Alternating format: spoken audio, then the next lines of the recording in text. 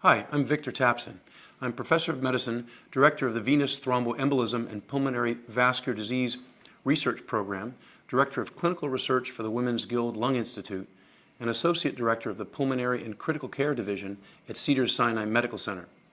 In this presentation, we'll be looking specifically at how chronic thromboembolic pulmonary hypertension, or CTEPH, develops, how it manifests, and several important considerations in diagnosing this condition. CTEPH can be a serious complication of acute pulmonary embolism. Pengo, in a 2004 study of 223 patients who had a first acute pulmonary embolism, reported that 3.8% of those patients developed CTEPH within the first 2 years of their acute PE. CTEPH is rare. There are about 600,000 incident cases of acute PE each year in the U.S., and current estimates of yearly CTEPH incidence of 500 to 2,500 new cases may underestimate the true incidence of the disease. So what is CTEPH, and how does it develop? Chronic thromboembolic pulmonary hypertension is defined as a mean pulmonary arterial pressure, or mean PAP, of at least 25 millimeters of mercury and a pulmonary capillary wedge pressure of no more than 15 millimeters of mercury in the presence of multiple chronic or organized occlusive thrombi, or emboli, in the elastic pulmonary arteries, the main, lobar, segmental, and subsegmental arteries, after at least 3 months of effective anticoagulation.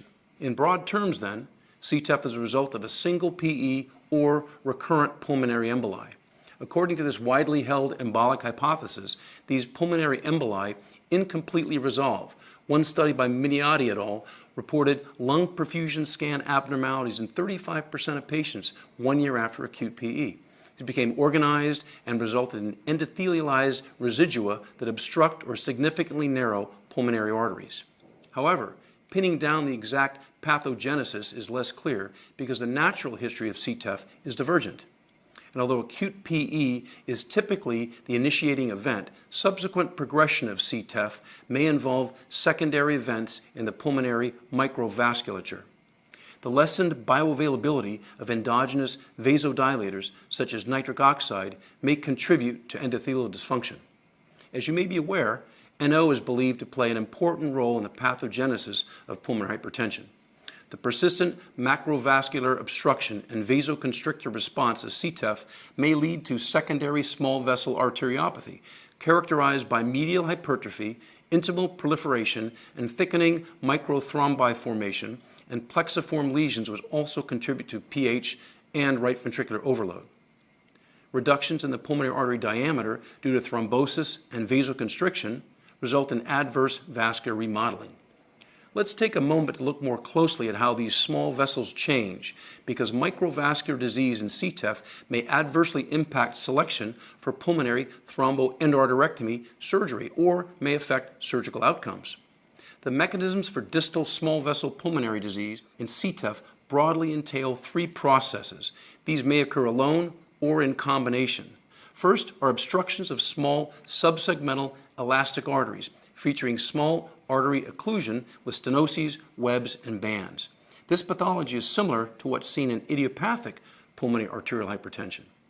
Second is classic pulmonary arteriopathy of small muscular arteries and arterioles distal to unobstructed elastic pulmonary arteries, featuring intimal proliferation or increased media thickness and plexiform lesions. In this case, endothelial dysfunction develops from heightened pressure and flow. Third is arteriopathy in small muscular arteries and arterioles that are distal to elastic pulmonary arteries that are obstructed. Here, endothelial dysfunction arises from poor perfusion or bronchial pulmonary vascular anastomoses. So why is it important to understand the pathophysiology of CTEPH? Well, it's essential to determine the type of pH a patient has so optimal treatment can be selected. CTEPH, unlike other types of pH, is potentially curable with successful pulmonary endarterectomy, or PEA, also called PTE, or pulmonary thromboendarterectomy. So differentiating operable CTEPH from pulmonary arterial hypertension, other forms of pH, can be the difference between a potential cure and deterioration in CTEPH. In big picture terms, these are some of the salient differentiating factors between CTEPH and PAH. CTEPH is caused by macrovascular obstructions in the pulmonary arteries, whereas PH is not. In appropriate surgical candidates, such obstructions can be removed via PEA. PEA is the first-line recommended treatment for CTEPH, while it is not indicated for PAH. Because CTEPH can be potentially cured with PEA surgery, it is essential to perform a ventilation perfusion scan on all patients with pulmonary hypertension to exclude CTEPH. I'd like to close with just a few key takeaways. CTEPH can be a serious complication of pulmonary embolism, though it's difficult to know its true incidence. We know that CTEPH is a result of a single PE or recurrent pulmonary emboli, but its natural history is divergent, and there's still much we do not know about its pathogenesis. It's essential that clinicians distinguish CTEPH from other types of PH by performing a VQ scan, because PEA-eligible CTEPH is the only potentially curable form of PH. Please be sure to view the other videos in this series to learn more about CTEPH. Thank you for visiting cteph.com and watching this educational video. Please bookmark this site and check back frequently, as we'll continue to update cteph.com with new content.